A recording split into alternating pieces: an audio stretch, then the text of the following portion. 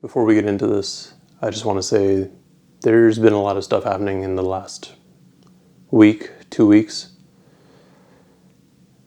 And it's okay to be upset. It's okay to be mad. And it's okay to want to walk away from everything.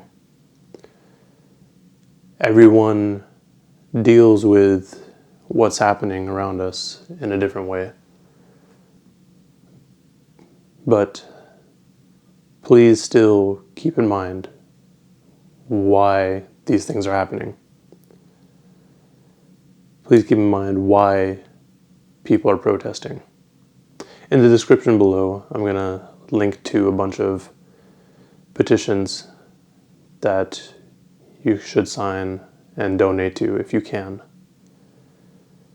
I know not everyone can donate, but at least signing these petitions will help spread awareness and hopefully aid in the change to come. Now with that said, let's get into the review. Bar for Bar album reviews. Freddie Gibbs and The Alchemist. Alfredo. Alfredo is the first full-length collaborative project from Gary, Indiana rapper Freddie Gibbs and legendary producer The Alchemist. But this isn't the first time the two have collaborated, though. 2 years ago in 2018, the two collaborated with Currency to drop the album Fetty. I've been following Freddie Gibbs for about 10 years now, just after he dropped the Miseducation of Freddie Gibbs back in 08 or 09. And ever since, I've been following him. He's been one of my favorite rappers. This man has been consistent as hell for the past 10 years, and I'm glad he's finally starting to get the attention that he deserves. Most of y'all probably know of Freddie Gibbs from Bandana, which was a lot of people's album of the year last year, mine's included. But he's released so much more that everyone should go and check out. You really can pick any album from his discography and find a solid body of work. Whether you listen to Babyface Killah, ESGN, A Cold Day in Hell, Shadow of a Doubt, Freddie, there's something for everyone. And you'll really start to see how easy it is for him to switch up his style and why he's one of my favorite rappers. Now with all that said, let's get into the album itself. The first thing that I want to point out is the length of the album. It's only 10 tracks long with a total runtime of 35 minutes. This is actually a trend that The Alchemist has been following for a while now. A lot of his albums are between 7 to 12 tracks, and they don't typically go over around half an hour long. That's a great thing for me because I'm a fan of shorter albums, but it's also good for the listener because it makes it a lot easier to fully understand the project. Mostly because you can have it on repeat really easily. Like, I know some people get tired of listening to music after about an hour. With this album in particular, you can listen to it 2 times within an hour and, you know. Another thing that I've noticed just in general, with this and the other 2 albums that The Alchemist does work on, the other 2 being The Price of Tea in China with Boldy James and Lulu with Conway, is that he really utilizes the keys a lot more. This might just be me though, like maybe I just have never really paid attention, but it's just something that I picked up on listening to these albums. The project starts off with the track 1985, and this was actually the single for the project and came alongside a music video. Actually, can you really call a track that dropped 12 hours before the album a single? No. But anyways, the track starts off with Freddie saying he's going to up the flows to the God level. And that's exactly what he did. When I first listened to the track, I was actually watching the video for it. And the video made it seem like it was going to be, fairly chill with guitars coming in and just how the video started. But I was surprised because this isn't a flow that Freddie has really ever used. And this track is also a really good example of his versatility when it comes to rapping over different beats. The beat alone, it's hard to really imagine anyone rapping over it because it just sounds like it could be used for an interlude or an intro, but he made it work. On this track, I really like the line, Michael Jordan, 1985, bitch, I travel with the cocaine circus. On one hand, it's alluding to Freddie's past life with slinging cocaine. But on the other, it's talking about what Michael Jordan said in the Last Dance documentary when asked about the Bulls traveling cocaine circus. It's also just fun because it feels like this track could have been recorded within the last month or so. The rest of this album continues to carry on with great production from Uncle Al. And all these beats just fit Freddie Gibbs so well. I mean, his beat selection is just great. Most of the beats are pretty smooth and chill, but then we get to the track Frank Lucas. The beat just gives me chills. It's just so menacing. Plus, having Benny the Butcher on this track makes it just so much better, and the title fits even more. Frank Lucas, if you aren't aware, was a drug trafficker in the 60s and 70s in Harlem. And seeing as both Freddie and Benny often rap about the coke trade, makes sense. Speaking of Benny, let's discuss the other features on this project. So we have features from Benny, obviously, but also Rick Ross, Tyler the Creator, and Conway the Machine. Before this year, the only feature that I would have been surprised with is the Tyler feature. However, since his feature on Pray for Paris, it's safe to assume that we got rapping Tyler back. The track that Tyler's on, Something to Rap About, is fairly similar to the sound of 327, which was from Pray for Paris.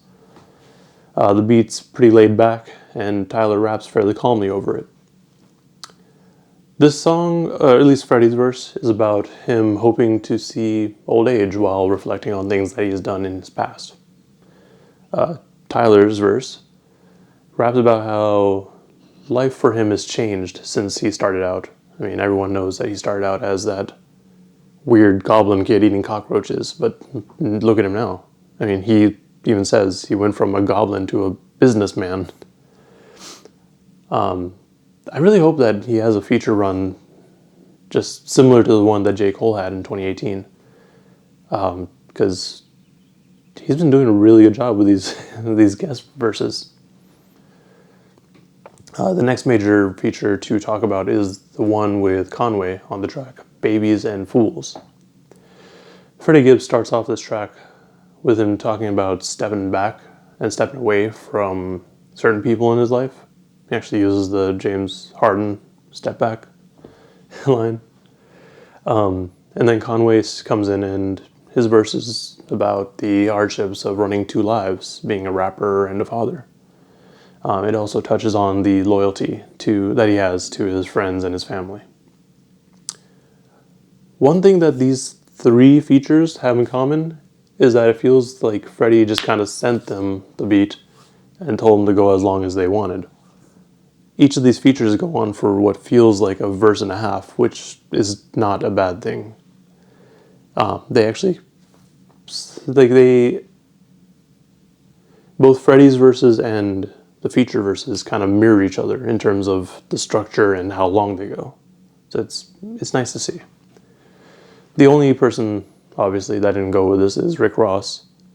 And that's not to say that his feature was bad. His feature was really good. It's just a normal feature, though. Outside of the features, Mr. Gibbs brings a solid amount of solo tracks. The most introspective of those being Skinny Suge. Skinny Suge is already something that he calls himself pretty much everywhere, but it's nice to see a little bit more insight into where that name came from. He says on the track he's self-made from rap, and back in the day, no one taught him how to cook cocaine, that is. And then he goes on to he goes on to talk about his uncle that had passed away in 2014 from an overdose.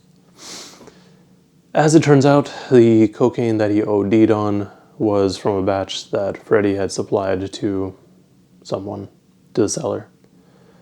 The line goes, man, my uncle died off an overdose. And the fucked up part is that I know I supplied the guy that sold it. Put a pistol to my head, I was scared, way too scared, drunk off emotions. I'm drinking and taking these drugs because I can't numb the pain with smoking. Clearly, this is a hard subject for him to talk about, and I do like its inclusion.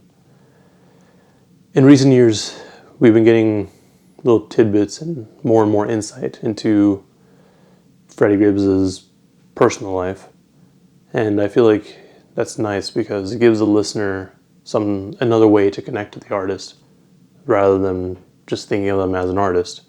You know, like these are actual people that have gone through things and they have things going on in their lives. My favorite tracks on this album are Frank Lucas, Skinny Suge, 1985, God is Perfect, and Something to Rap About. I could have very easily listed the entire album, but I wanted to limit myself to 5 tracks. This album, it is really solid all the way through, and so far in my few days of listening to it on repeat, haven't really found myself skipping any tracks. And I mean, if anything, you should definitely check out this album just for the beats alone. Like, there's such good beats. There's not really anything to say in terms of improvement because every album we get a completely different sounding Freddie Gibbs than we did on the previous one. And I know currently he's working on the next Mad Gibbs album. I think it's Montana. But other than that, I mean, I can't wait to see what he'll come up with next. Knowing him, I mean, we'll probably get another short-ish album, like the one we did, or later on this year. I also just need quarantine to end so I can get my yearly Freddie Gibbs concert fix. I definitely went on a little bit longer than I normally do with this review, but I guess that's just what happens when I review an album from one of my favorite rappers. Anyways, with all that said, let me know in the comments below what you thought of this album, where it ranks in terms of Freddie Gibbs' other projects, and also let me know what else y'all want me to review. I'll get to them eventually. Also, remember to like and subscribe to the channel if you want to see more of this sort of content. That's all I got. Thank you and stay safe out there.